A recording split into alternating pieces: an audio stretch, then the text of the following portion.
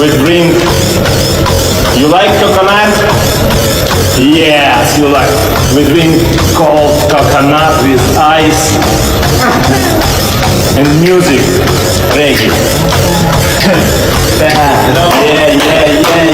Yeah. No long step. No tension. Long, yeah.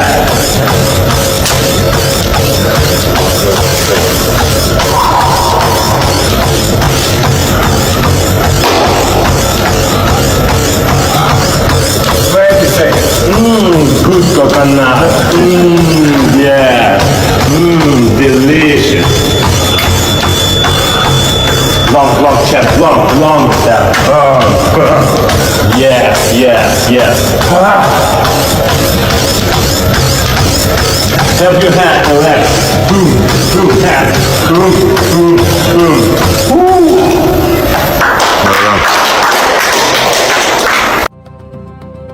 Tyson Fury just realized Anthony Joshua is being rebuilt by Oleksandr Usyk, and it shook him more than he wants to admit. What did Fury see that made him react like this? And is Anthony Joshua now the most dangerous version we've ever seen?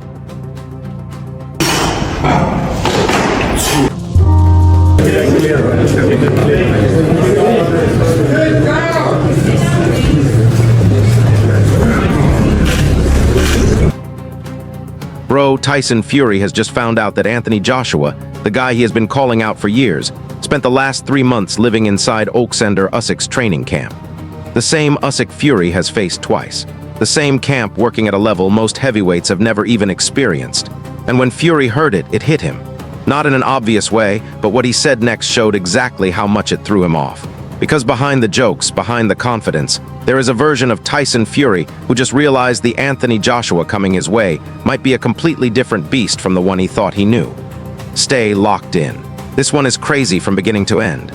All right, so to really get why Fury reacted the way he did, you need to see the full picture of what has been going on with Anthony Joshua behind closed doors, because most people had already written AJ off.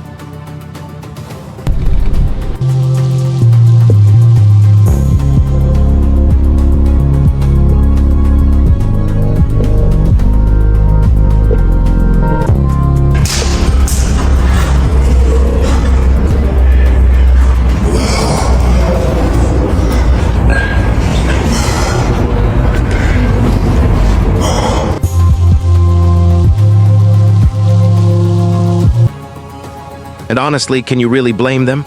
2 defeats to Usyk, both clear. A stretch of real struggle outside the ring. Loss silenced that kind of quiet around a fighter that usually points one way. And Fury was one of the loudest pushing that story, calling AJ out, saying the fight would never happen, hinting that Joshua did not have the hunger anymore. Then everything changes. AJ is not just back in some gym doing easy rounds. He is in Ukraine, inside Usyk's camp, training twice a day, morning and night, fully living that life, and not for a few weeks, for 3 full months. The second that news got out, Fury was asked about it.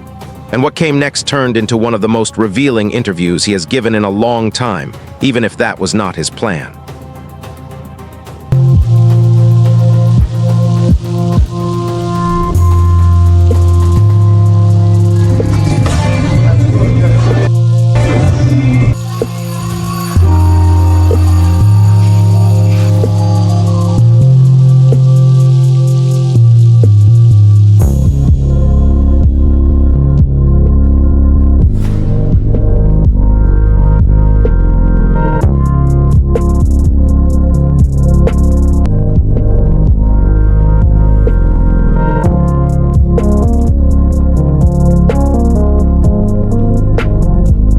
He's focusing more on what can I say, just angles, overall boxing and stuff, which is great, I guess. We'll see if it's gonna work actually. So opening reaction is to brush it off. He says, training with Usyk does nothing for Joshua. Classic dodge, classic Fury.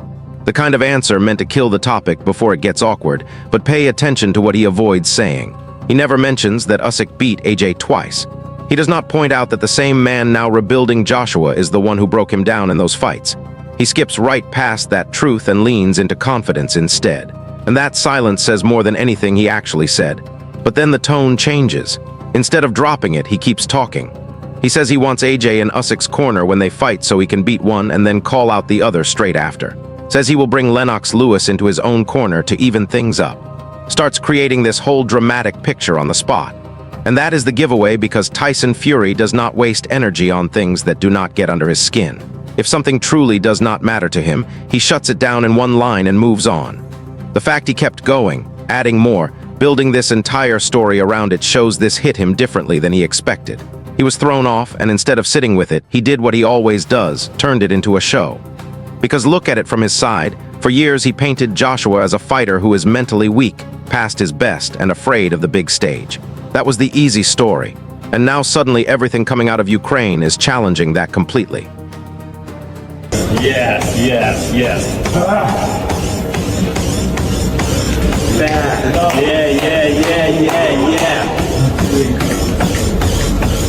No long step. Long, yeah.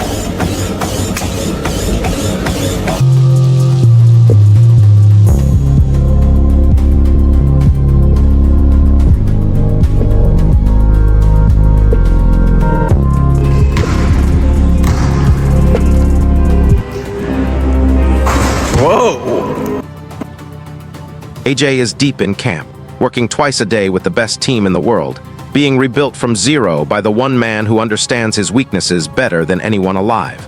That is not the version of AJ Fury had in his mind, and you could tell it got to him, even through the jokes. Now here is where things take a real turn, because what is coming out of this camp is not what anyone expected. Usyk does not speak about AJ like just another training partner. He calls him his big brother. His exact words, not a sparring partner, not business, his brother. He brought Joshua to his church, shared Ukrainian food and culture with him, introduced him to Ukrainian music. This is someone who opened up his whole life to a man who was meant to be his rival and welcomed him fully. And the way Usyk breaks down Joshua as a fighter is really interesting. He says AJ is kind, disciplined, hardworking, and intelligent. He shares a moment where Joshua was doing an exercise the wrong way. Then he showed him the right method slowly, and within 2 or 3 tries, AJ had it completely mastered. Usyk's reaction in that moment, "Oh my God, bro, yes, he's got it," does not sound like someone just going through the motions. That is real respect from the man who beat him twice. But the detail that really makes you stop is what Usyk says about Joshua's condition when he arrived in camp. He mentions a doctor telling AJ to take it easy, not to rush anything. That tells you this is more than just time out of the ring.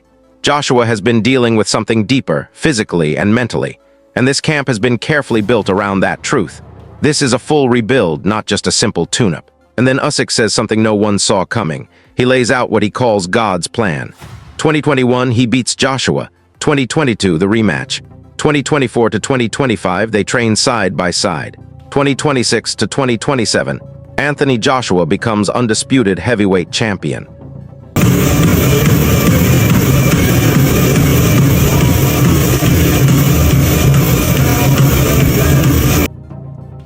He says he does not believe it can be done. He says he is certain. The man who took everything from AJ is now the one most convinced he is going to win it all back. That is wild to hear said so clearly. Now let's get into the detail that made everyone pay attention this week. A journalist with strong and trusted connections in the sport said on record that the Fury-Joshua fight is no longer a rumor. It is not talk anymore. It is agreed. Both camps are pushing forward. The big money is already there. Netflix is in the mix. He stops just short of calling it official, but he is confident enough to say it publicly, and his history proves he knows what he is talking about. The timeline being mentioned is a Joshua warm-up fight around June or July 2026. Then Fury versus Joshua at the end of the year or possibly early 2027, which matches almost perfectly with Usyk's plan of AJ becoming undisputed between 2026 and 2027. These timelines are not random, they are linked.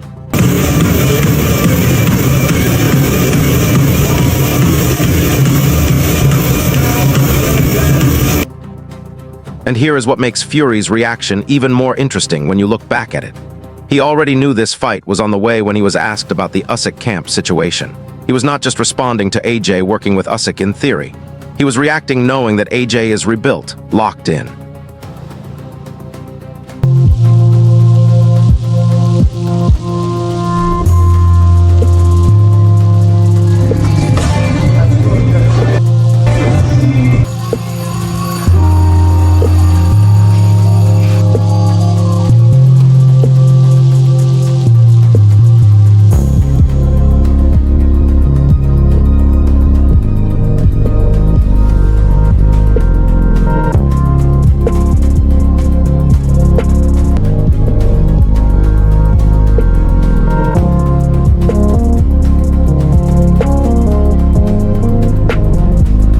he's focusing more on what can I say, just angles, overall boxing and stuff, which is great, I guess. We'll see if it's gonna work actually. So, and now possibly reshaped after 3 months in the strongest heavyweight camp on the planet is the man waiting for him.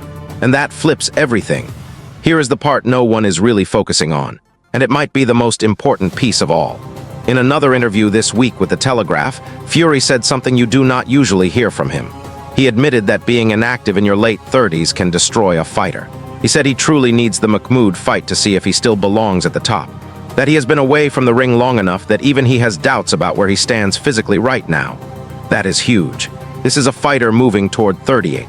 15 months out of action, and he is openly saying he is not sure if he still has it.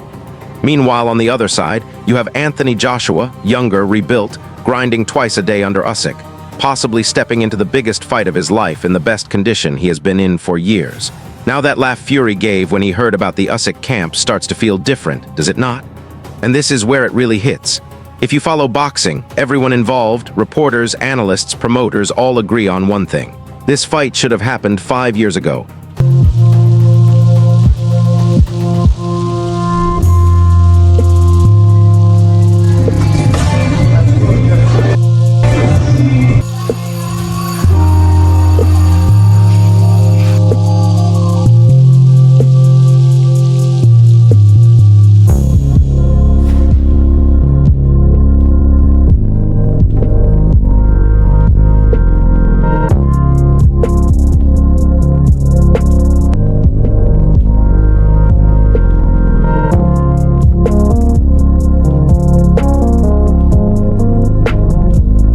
he's focusing more on what can I say, just angles, overall boxing and stuff, which is great, I guess. We'll see if it's gonna work actually. So, the early 2020s was the moment.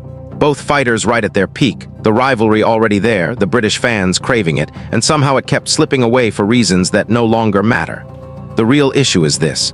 If these two fighters walk away from boxing without ever stepping into the same ring, it will stand as one of the biggest disappointments in British boxing history. Both men would feel that forever. And now, the fact that it is finally starting to happen, even if it is 5 years later than it should have been, is something to appreciate because Fury against Joshua is more than just a fight. It defines an entire era of British heavyweight boxing. And if Usyk has truly reshaped Joshua into a dangerous force again, and everything coming from that camp says he has, then what we are about to see could be even bigger than the version we missed 5 years ago. That is the real story, Fury's response. What is really going on inside that camp? The fight that is now set and getting closer, and the question no one can answer yet. Has Usyk created a beast ready to return and punish everyone who doubted AJ? Drop your thoughts in the comments. Do you believe a rebuilt Anthony Joshua can beat Tyson Fury? This video is made for information and educational purposes only to keep boxing fans updated. We respect all copyrights and follow YouTube's policies and fair use rules. Some content has been enhanced and organized with AI assistance to make this video more unique, informative, and engaging for our audience.